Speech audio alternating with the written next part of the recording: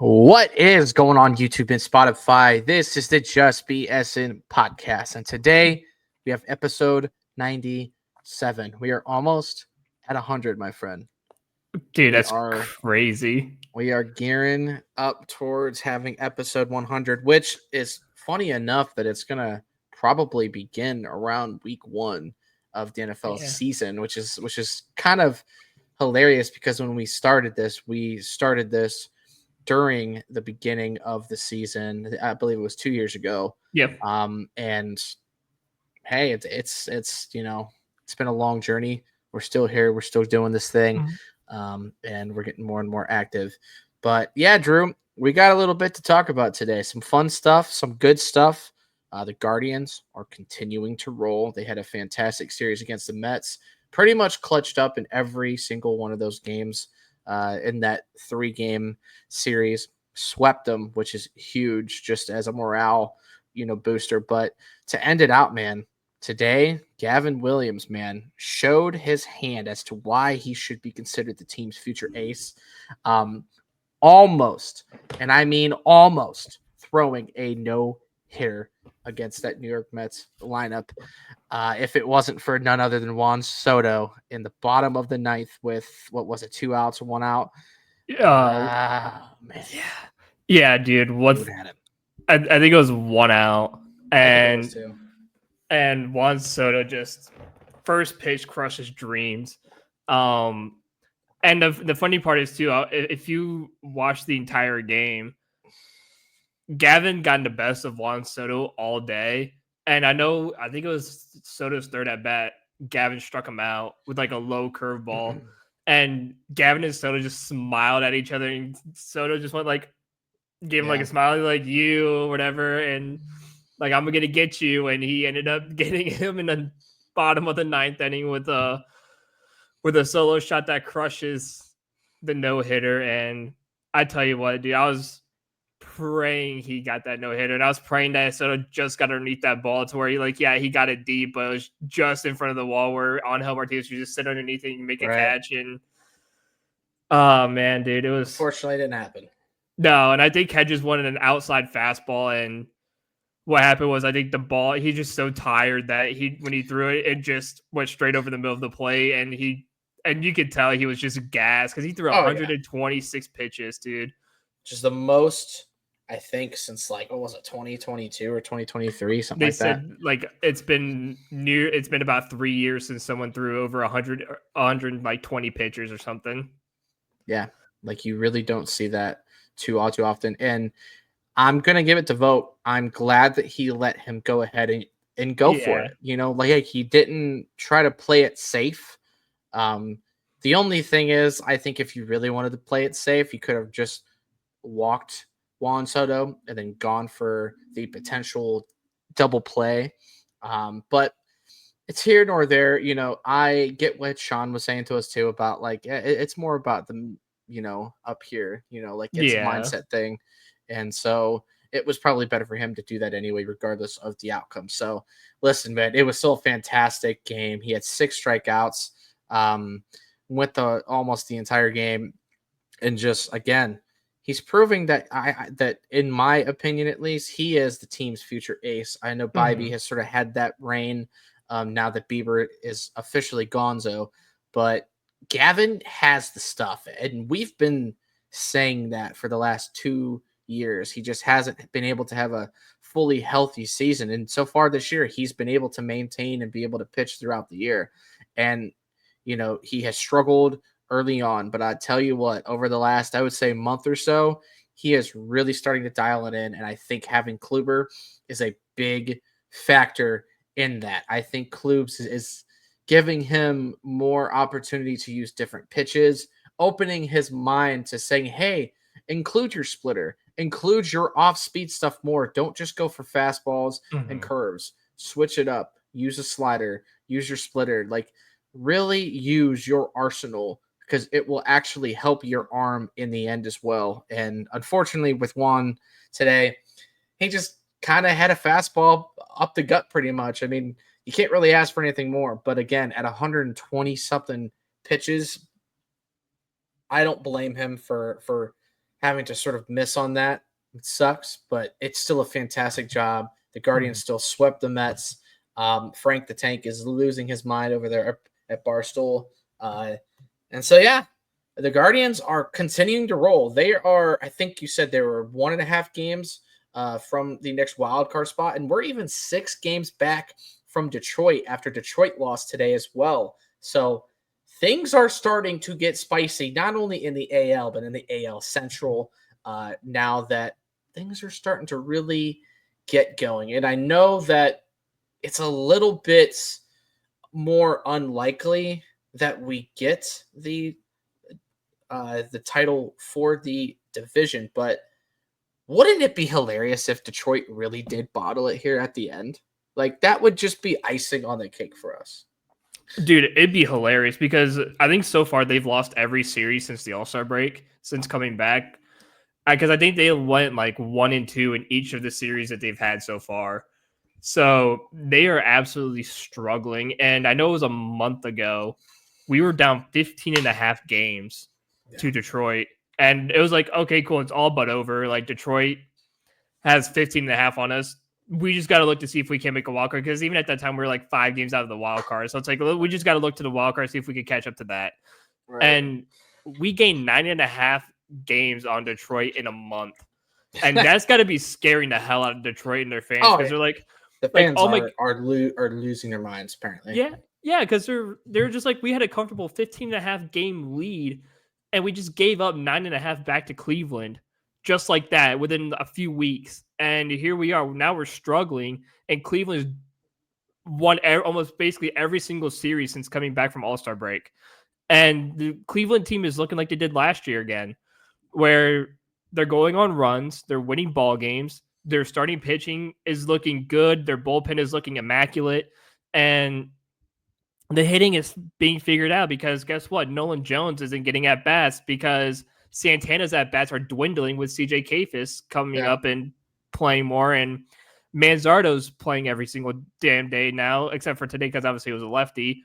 But again, even David Fry, who has come in and DH the last couple of games, like against the lefties, and has hit, I think, a home run in every single game in the last like 4 games he started or something. So David Fry's back to raking again, it seems like. So that's fantastic news. Yeah. Even Santana's had a couple games where he started in a row where he's gotten a couple of base hits, and he's looking good. Maybe that was good for Santana, was to start sitting the bench and maybe only come on during lefties and just play those games because it seems to be doing him well. And mind you, CJ Kayfus had a 2-hit day today, and he, ever since he got his first base knock over the weekend, he has really come alive at the plate, and has really, like we said when we thought they should have brought him up earlier, he was going to be alive at the plate. He doesn't just swing at bullshit. He actually takes his time at the plate, waits for his pitches, and gets hits. And that's what he showed today. He got a little bloop single, then he got a nice little single through the gap between short and third. So Kayfus is really looking alive at the plate. The Guardians' batting and hitting has looked so much better. And all you got to hope is that this continues, because if it does, again, you're a game and a half back of the Yankees. And as long as they continue to slip, we still have the easiest schedule in the entire league. Yeah. And we go up against the White Sox starting on Friday into the weekend. Then we have a day off Monday. Then we have a 3-game series at home against the Marlins and the Braves. And those teams are struggling hard. Like, this could be a chance for you to go on a mega run. Like, you could go into a home series with a 6-game win streak. Hell, you could probably end a homestand with a 12-game win streak, and that would really and the league would really be on fire, being like, what the hell is going on down in Cleveland? Because, again, we were just 15.5 games back of a division and like 6 games back of a wild card.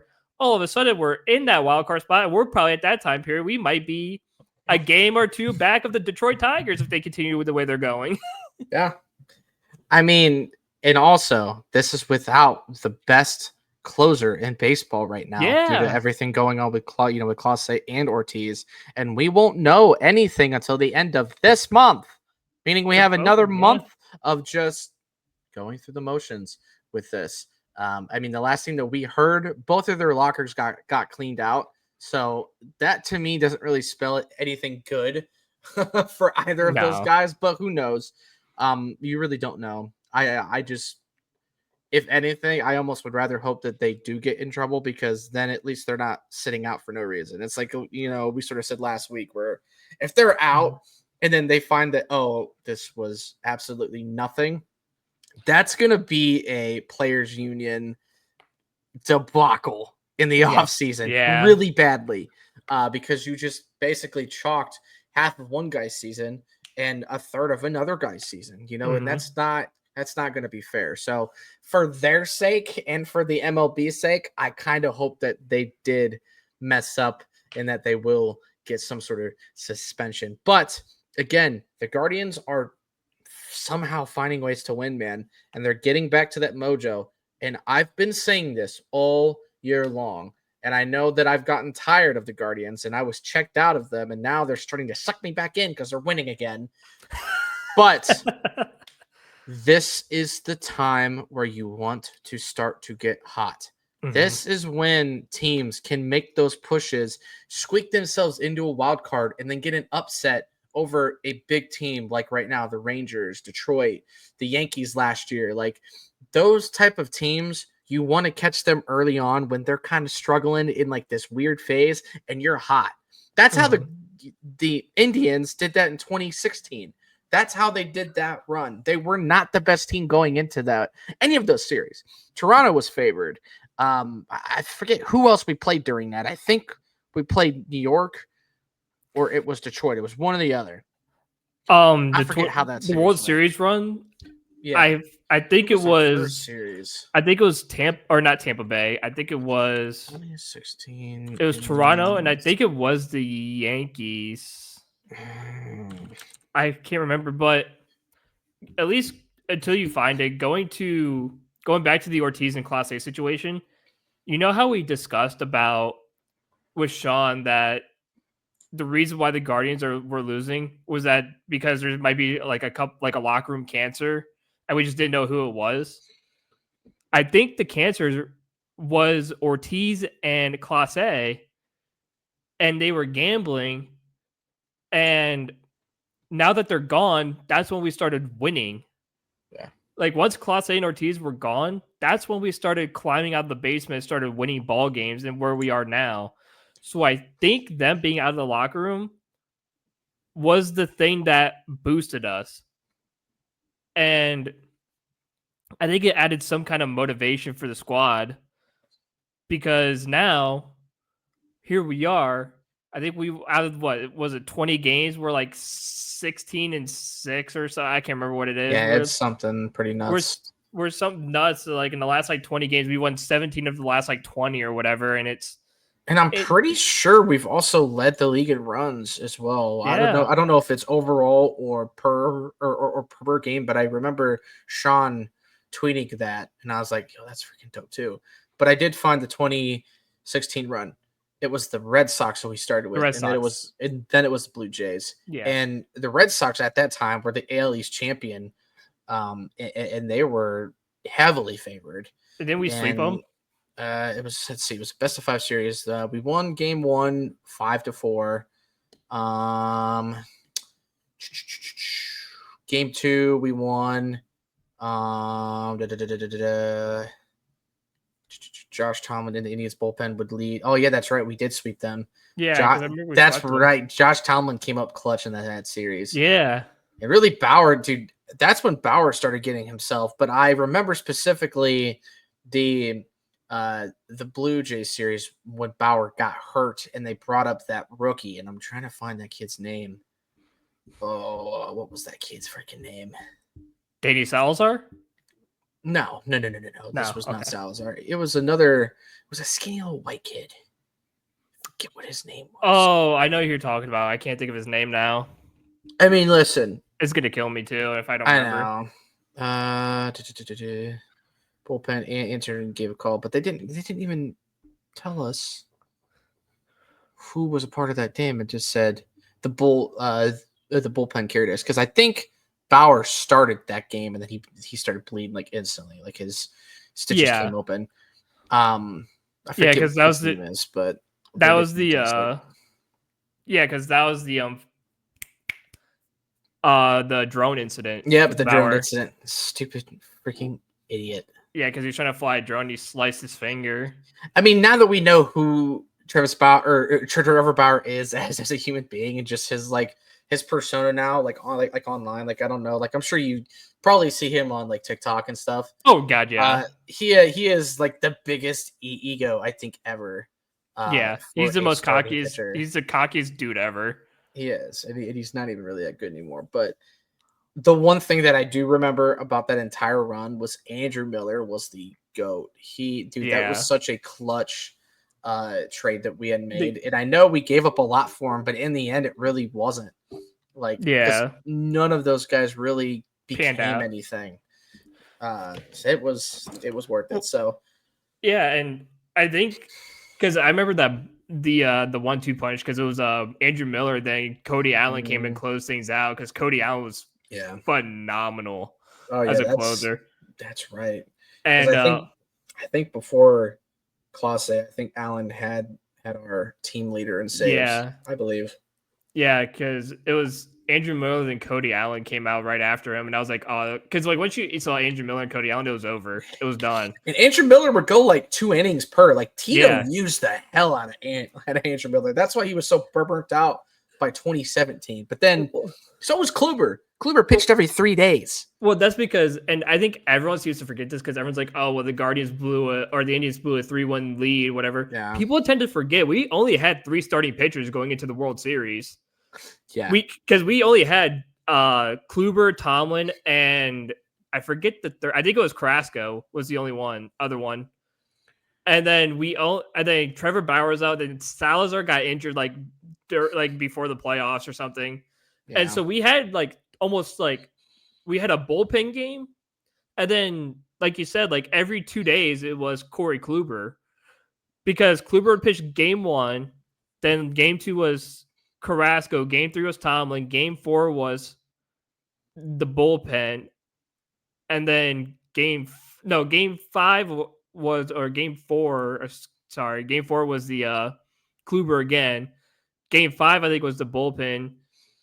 Game 6 was Tomlin or Carrasco, and then game 7 was Kluber again, because Kluber pitched 3 of the fucking 7, and then you had one bullpen game in there, I think, and then you had Josh Tomlin and Carlos Carrasco, but you didn't have a 4 and a 5 pitcher because they were injured. That was such a wild time. But people forgot we had 3 starting pitchers in the entire World Series while they had their full 5. And Josh Tomlin wasn't even like he was very mid-tier in terms of a starter, but he did pitch his ass off. He would go 6 innings every time. He gave it his all, man. When Kluber would go 7 or 8, so sometimes that was the most dominant Kluber that I had ever seen. And he just ran out of gas at the end, honestly. And in the last series against the Cubs, he really just didn't have much more in the tank. But again, that team got hot to get back to my original point. They got hot at the right time, and that's what, dude. This is all that baseball is about: is getting hot in the last 2 months, creating streaks, and squeaking in a wild card or securing a spot just in general in the playoffs. Because once you get there, dude, it's anybody's game. And that's the beauty of baseball is there's really no such thing as home field advantage. There really isn't. If you're good and you are resilient, you can do it. And this team has now been through it a little bit. This group knows what it's like to get to the playoffs. They know what it's like to get somewhat far in the playoffs. So they do know what it takes. It's just going to be a matter of, can they continue to overcome being not as powerful of a team as a Yankees would have been, or how the Rangers have been.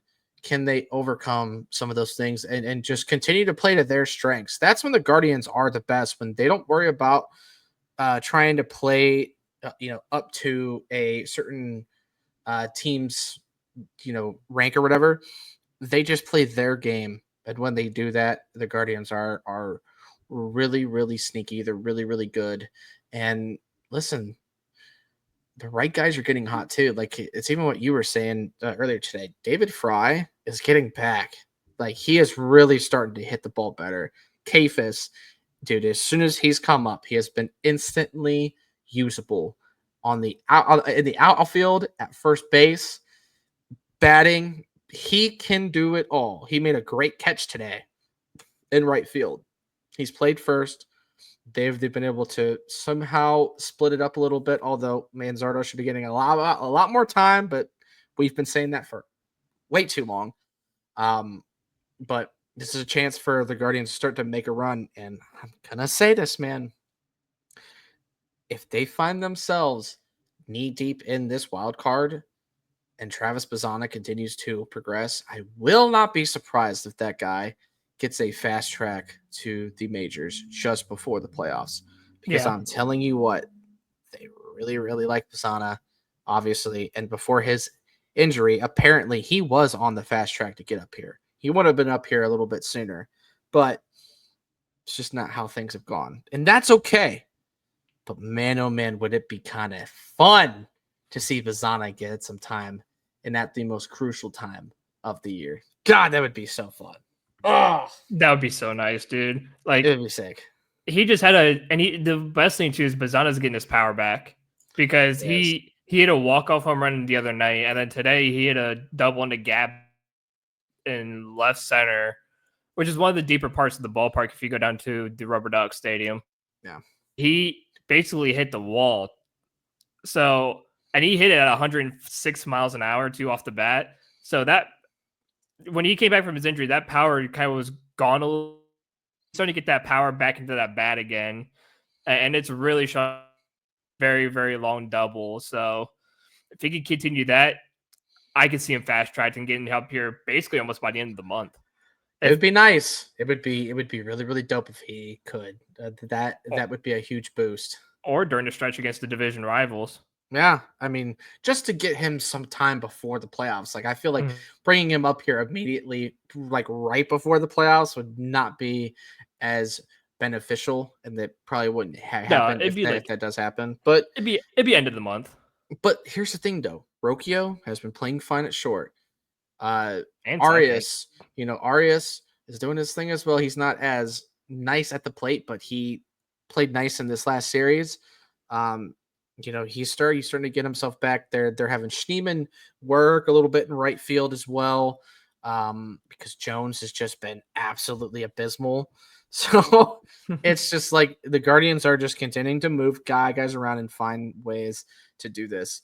And the only thing that would have made this better is if CDL was up here. CDL, I think, would really, really knock the socks off of this entire thing. Truly. Like he would make this thing absolutely blow up. But the Guardians are in a good spot. I'm happy that they won today. I'm happy that Gavin Williams is continuing to progress and keep it locked, guys. Like the Guardians are now becoming a team you don't want to mess with. And there's going to be media that are going to say the same thing if you do not want to see this Guardians team when they are hot like this, because when they are hot, they're hitting through gaps. They're not hitting home runs. They're just absolutely raking away. They're slowly killing you over time until they get that lead, because they always stay in games and they always find ways to stay in the games and then win it at the end. It's just one of those things that if you don't watch the Guardians daily, you don't fully get it.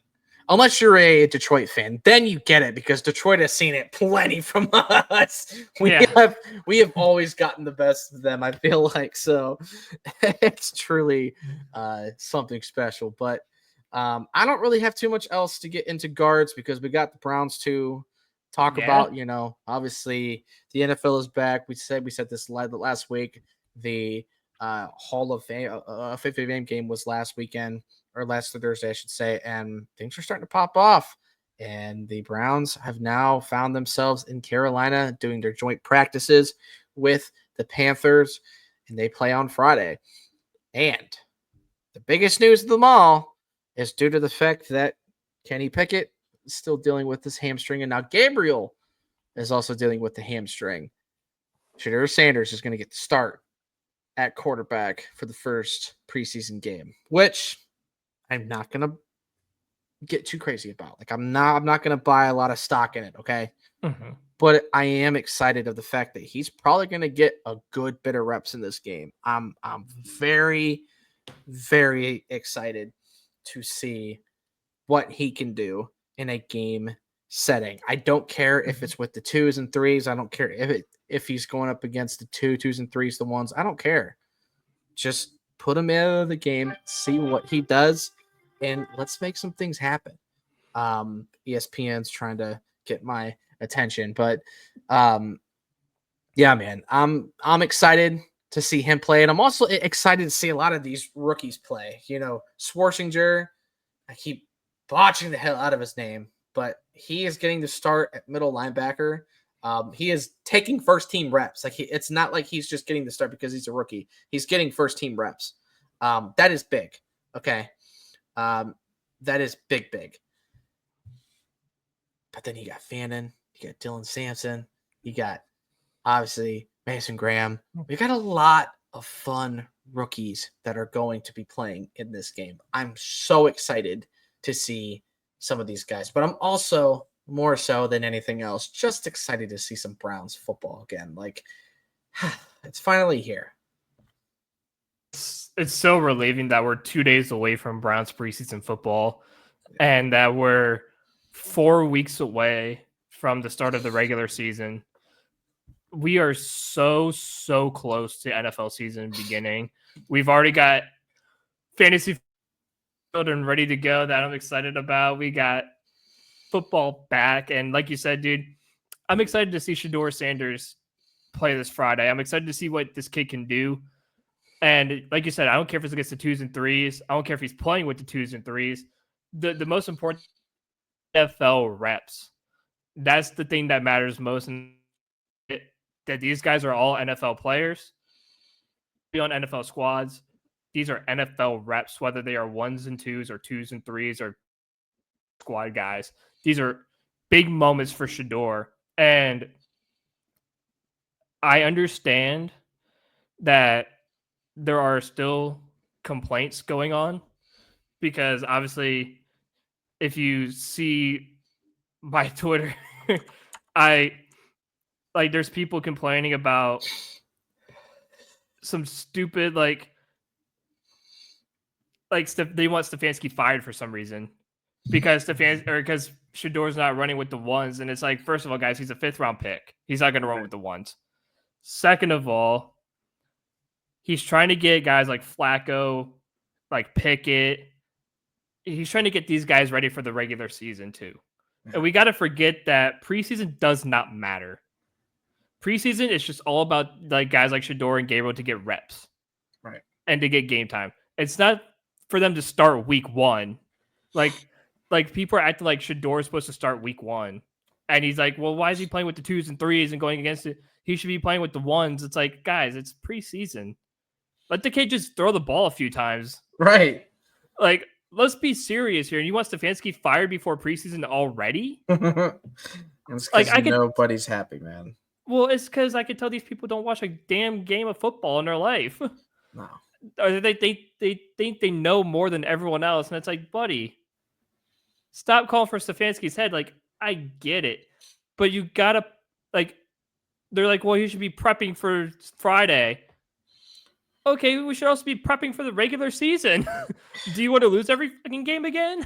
I mean, none of the 1s are even playing. None of the 1s are playing. Like, who cares? He's running with the team he's going to be running with on Friday. And like even Stefanski today was saying, like, you know, we're not really trying to get them to run the entire playbook. We just want to see the guys playing fast. We want to see them playing in flow. We don't need to worry about all of the big stuff in the first preseason. Just get them back out there, let them play. Don't try to overwhelm them because these guys are young. They don't have the whole lot of experience. Like, again, you just want to see these guys play football, okay? So there's not going to be a lot of crazy play calling. Don't expect it. You know, they might throw out 1 or 2 cool plays here or there, but I expect running the ball a good bit. I expect them to just play through a simple game plan, and Shadur is going to be able to handle that. And again, I just want to see him make good throws. I want him to make good decisions, and I really want him to just play a great game. I don't know if he's going to play a whole half. I don't know if he's going to play more than one half. Who knows? I don't really know what the split is going to look like, because the only other QB for us that's going to play is going to be Snoop Huntley, who recently just got signed just because of the two other quarterbacks getting hurt. And Flacco is obviously not going to play. He may not play at all this preseason, or if he does, he'll play in preseason game number 2, when probably most of the starters will get some sort of reps. But it's not going to happen in game 1. Again, you just want to see him play fast and play smart, play good, sound football, and just let him have fun. Like, they're getting back into the flow of game speed, and it's still preseason speed. It's not regular season speed. That is a different speed. But I'm looking for guys to make plays. Like, I want to see Fannin in there. Jamari Thrash is going to get a chance to really show himself out. Apparently, he's receiver 3 right now. Yeah. That's crazy, because I really thought they were going to give it to Johnson. Jamari Thrash is wide receiver 3, so he is our slot guy currently. That is something to look out for. Apparently, he has been really showing out in the camp and stuff. He's been great all summer long. Fannin has obviously done a whole lot, as well. Dylan, Sampson has gotten a ton of reps now that Judkins is still. I mean, we still don't know what's going on there. He's pretty much stuck in Florida at the moment. So, again, this is going to be fun. Like, I just want to see the Rooks play clean, sound football. Make your mistakes, but make them and learn to correct them. But dude, I'm telling you what, Schwarzenegger, I'm really excited to see how he's playing, because me too. Everybody is saying he looks legit. Like, this guy is smart, and they're putting a lot on his plate, and he is passing every test with flying colors. I mean, everybody is like, he's just all over the field all the time. It's so much fun. So you can see why they're throwing him in the ones, because if he's responding to it and he's able to play, dude, imagine him in a healthy JOK someday. If that happens, my God, don't even get me started. That linebacker room will be nasty for years to come. Like, oh God, dude, I can't. Like, you think the defense would be nasty this year? Like, imagine JOK coming back next year with Carson Schlesinger coming and balling out. Like, oh God, dude, Myles Garrett would be wetting himself. Right, dude. He would be like, finally, I got some help on the back end. He's like, oh my God, we have players. Right. But again, you're also gonna see other guys. Like, you won't see Mike Hall. I'm pretty sure he's still out.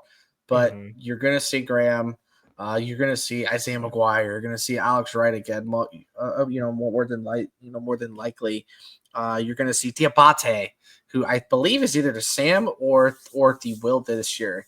And he's a big body guy. Like, I don't think people realize he's like, I think he's like 6'2" or 6'4", something like that. He's a big linebacker. Yeah. He's been playing well too during camp too. And he's in year 3, so the Browns are going to expect a lot more out of him. And he's been pretty decently regarded. He really ended the year well. So I'm also excited to see guys like him play. I'm curious to see if Hickman plays at all. Again, just certain guys that sort of were starting to take those steps last year. You saw it a little bit, but they were either got injured or they were just not getting enough time. Now they have the ability to get that time right here. And this is where you can really make the reps count and really solidify yourself on this team. You also got Shadur Sanders' favorite target, Floria from Kent State, former mentor, grad. Like, I'm excited to see the white boy do something. He's been killing it in camp. Every single time you see Shadur throwing, it's to Floria. So I'm excited to see what they do with him on the field. I'm excited to see what he does in special teams, because they're going to try to find guys like that. They're going to try to find a way for those guys to stay on the team, because why not? Like sometimes you just need guys like that, guys that are just effort guys. Like whatever you need them to do, they're gonna do it, and they're gonna do it well. Those are guys that you want in that locker room right now, and it is a chance for Stefanski to find some diamonds in the rough, because this is not a super team or anything, but we've been saying this too. Like, it's not like the roster itself is a bad roster by any means. It's just sort of a slightly unproven one, in the over head standings of sort. You know what guys like Garrett can do. Yeah. Denzel Ward is who he is. I mean, he is legitimately one of the best corners in the league. But you still got Newsome. You got Mitchell back there as well. Del Pitt. Like, you have quality guys. Your O line should they should be fine this year. DeJuan Jones looks great. He's lost weight. Yeah. Like, he looks strong again. He looks faster. And he gets to go up against Myles Garrett every day. That can really help that kid a lot. And if he can pan out, that's your left tackle for the next 4 or 5 years.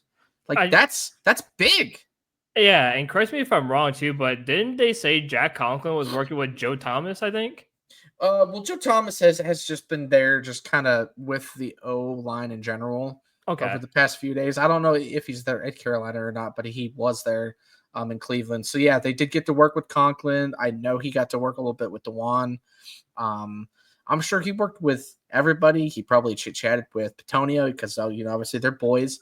Which is it's a good thing for those guys because they're learning. Dope, yeah, they're learning from the best offensive lineman in the league. Like, I mean, you want to talk about one of the most consistent linemen to ever play the game. I mean, that dude never gave up sacks. He was as just pristine in his footwork and his healthy reps. as a horse.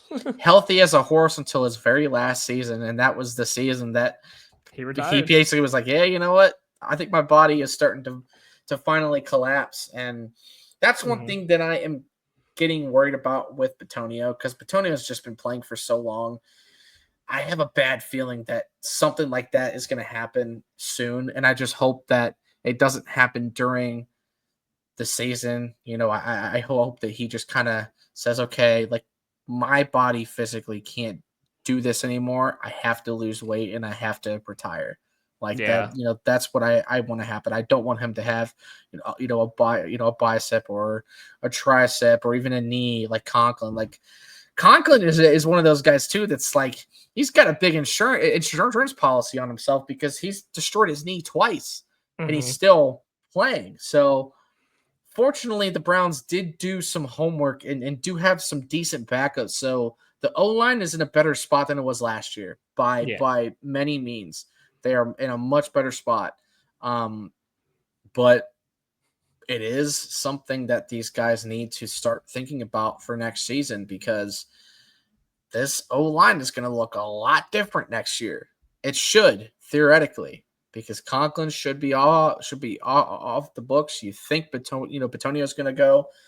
Pochich will probably go. I mean, and depending on how Teller will do, either he gets traded or gets cut or whatever, just due to cap and just due to his age, like, it can look a lot different. So the Browns need to continue doing some homework, continuing to try to build this lineup again, or start to spend some more money on that line, because that's one thing that we did a good job of over the past 5 or 6 seasons now, as we've spent money on the O line, and we've done a good job at that. But at least you don't have guys like Jed on this team anymore, where that's just a lack of effort thing. You won't have that with these guys that play right now, because at least DeJuan tries. Like DeJuan might get beat, but he's gonna try. Like, he's not gonna give up on a play if he gets instantly beat off the line. And God, how many times Wills would get beat, and you would see our quarterback get sacked and he's staring at him like, huh? Like, sorry. And it's like, you dumb idiot. Like, and my goodness. The nice thing too is we don't have to watch Jed Wills anymore. We don't have to watch Jermaine Ifedi. We don't have to watch James Hudson anymore. Like, those guys are just gone. We don't have to watch those guys anymore. Thank Christ they're gone. But as long as this O-line stays healthy, the Browns will be fine as long as this O-line stays healthy. Because all you have to do is just keep Joe Flacco upright, let Joe Flacco do what he can. And the thing is, it's a repeat of what 2023 was. And that's having the number one, having probably a top 5 defense. If the defense stays healthy and plays like we expect them to, you'll have a top defense again, top 5 defense. And as long as you just have adequate quarterback play, you're going to be just fine. Oh, yeah. You're going to be just fine. So all we have to really do, and I know everyone's counting us out to have no more than 3 wins, but they forget that this defense could easily be the number 1 defense in the league again. And that with, just like I said, with adequate QB play, doesn't have to be perfect, spectacular, just adequate, just enough to just put a few points on the board. This Browns team can really make some noise this year. And people seem to forget that in the NFL, any team is beatable. Yeah. Like, every team is beatable. Like, nobody is infinitely better than anyone. So why do you think the Steelers keep going 9-8 every year? Yeah, even though they suck on paper, they know they can beat anybody, and they have that mentality that we can beat anybody, and they do. And guess what? They have a solid defense with adequate QB play, and they win football games, and that's all you need. Now, it's not good enough for them to get out of the first round of the playoffs, but I'd rather make the playoffs than not. Yeah. And it shows consistency with the team. And I mean, even if you're not going to make it the playoffs, like, at least make it fun. Like, at least make a run at it to where, like, even if you do go 7-10 or you go 8-9, okay, that's not a great season, but I don't think that gets a guy like Stefanski fired. It gets a guy like Andrew Berry fired, because they're like, you cannot help him enough. You can't put the right people on the field. We can't trust you. Goodbye. Or Stefanski at least gets through all of that and still can get 8 wins out of a team that is projected to get like 3 wins. Like, dude, anything above 5 or 6 wins for me is sort of not a W season, but a progressed season, considering where we are at. Now, the players won't enjoy that, but,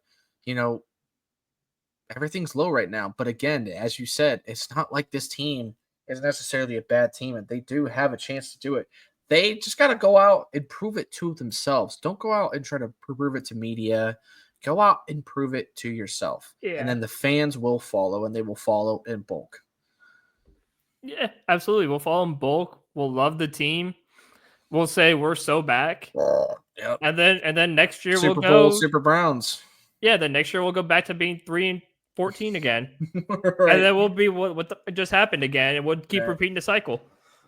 I mean, listen, I just put up my first piece on the TheDawgLand that just got finally posted today. So if you guys have not followed me on Twitter, the handle's right there, actually. Zach Stripler 50 on X. I talked a big part about how I think this defense of ours is going to get back to that 2023 shape where we were very consistent. We led the league in pass rush win rate at like 60.3%. That is insane to think about. Now, obviously, guys like Garrett were doing a lot of bulk, but Zadarius Smith was killing it too. Alex Wright was having his best season up to that point. And I think this team can get back to that. I really do. I don't know if they'll get back to a 60+% pass rush win rate, but I think, dude, I'm telling you what, I think Graham is going to be a big piece for us. I think he's going to create a lot both against the run and against the pass. And the defense, as long as the offense can stay on the field, sustain drives, at least get points on the board each time they go down the field, the defense can get enough rest, and they can absolutely help you win a game, because this defense does have it. They really do. They have it, especially when they're healthy.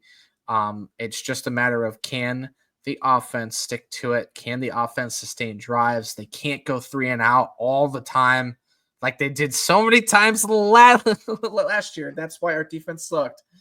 But there's a lot of good things about this team that you can feel good about, as long as the guys continue to play well. So it's up to them, man. It really is. It's up to them. They have to believe in themselves and just say F everything else. Like F what the media is saying, F what the fans have been saying. Just focus on what is in that locker room, and anything can happen. Because we've seen it out of this team. Like, we know what this team is capable of. It's just what version of this team are we going to see on that given Sunday? And honestly, it ends with just being I don't know. You never know. You really don't. And I think that's kind of the beauty of being a Browns fan, is you never know what you're going to get. Yeah. But you know what, though? I kind of like it that way, just because it keeps things interesting, and it's better than expecting we're going to lose. Like, how we were for the last 2 decades, where it's like, well, we know we're going to lose, so what's the point? Now things are interesting, and we're on our toes more than ever as Browns fans.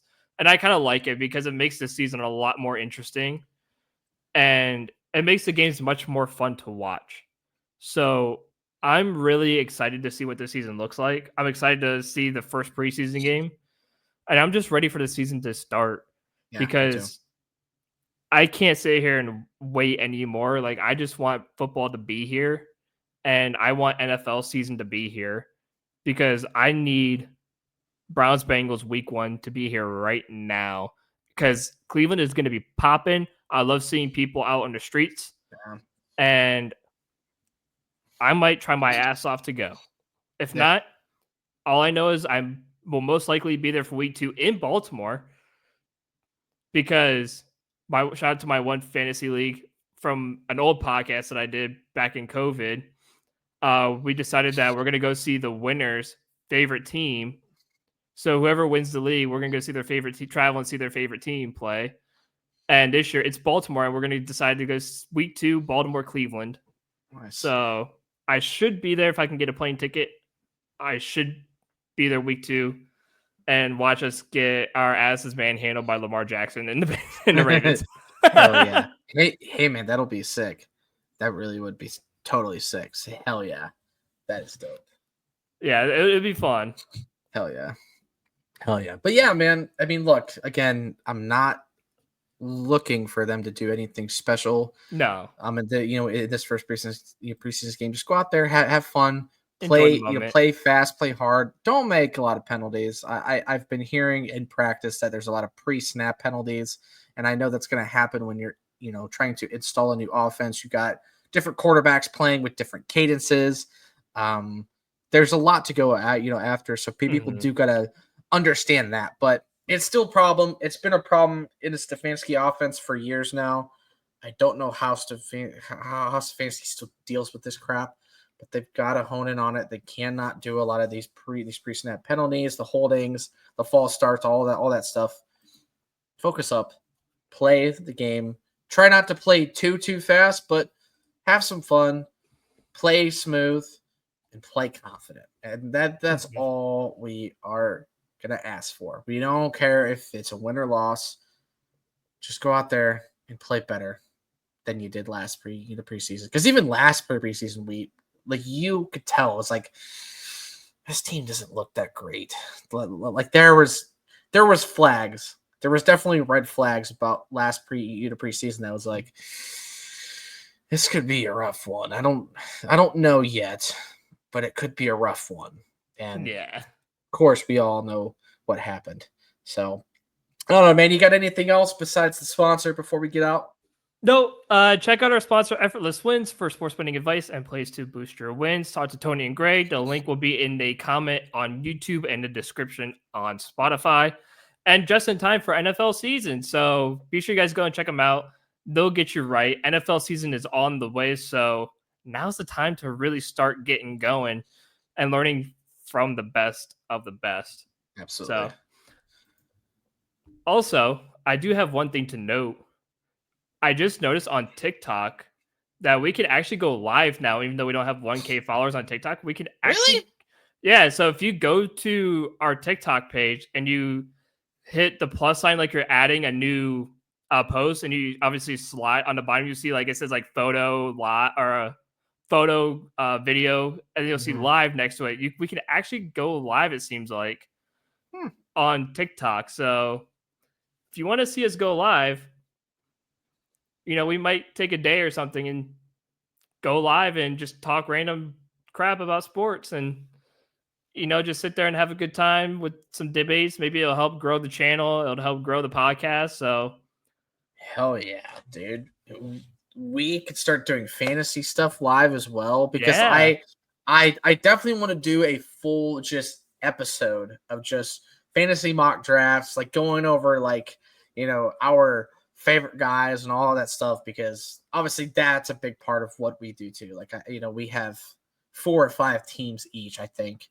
I may or may not get out of the Dynasty League. I don't know yet. I'm trying to debate it or not. I don't know if I want to spend the money on that league anymore, but we'll see. I haven't decided it yet, but I basically got added to another league at work, so I'm at like 6, and I'm like, okay, I gotta find 1 or 2 that I just say, okay, no more. So we'll see yeah, where I go there. But yeah, definitely look out for that, because I definitely want to do that. I know Drew does too. We both love our absolutely. good I love old mock fantasy draft. football. It's my favorite thing in the Yeah, world to do. I am addicted so bad to it. Yeah, it's going to be fun. So, as always, we will see y'all next week with some more Browns talk, some more Guards talk, and who knows, whatever else will come up by next week. We'll see y'all next time.